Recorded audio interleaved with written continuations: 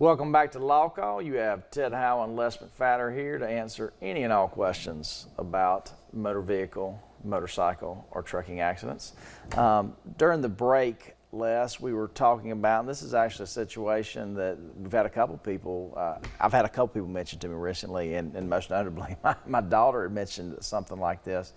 If you have an accident and you think everything's okay and everybody wants to just part as friends, is that a reasonable idea to just leave the scene without reporting and documenting that accident? I mean, I think you would obviously hope that things would work out all right, but I've seen so many times, more often than not, that it doesn't work out okay.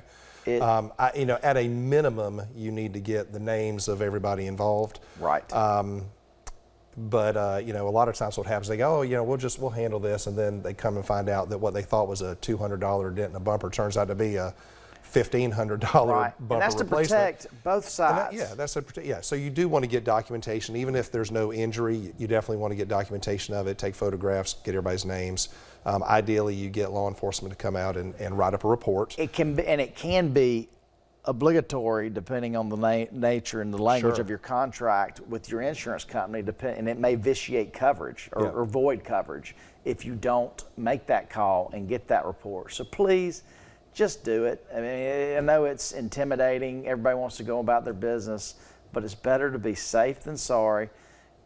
Get the report, take pictures of both vehicles, document, and then hopefully everything is okay. And you don't need anything. It's not uncommon. We hear it all the time. People get involved in a wreck. They think they're going to be okay, and then a day or two after they start feeling sore. That's very natural. I mean, you have your adrenaline pumping typically. Yes. You're amped up, your heart rate is going, and then once you settle down, you start realizing, my neck's bothering me a little bit. Right. I'm having a hard time turning my head.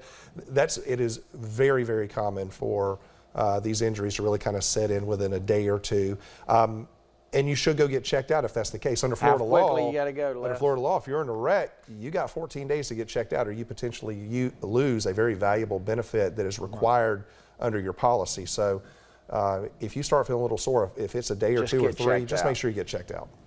And look, and at the end of the day, you have a 2-year statute of limitations within which to either have resolved that claim or you have to file the lawsuit. It doesn't have to be completely done, but you have to have filed your lawsuit by that time.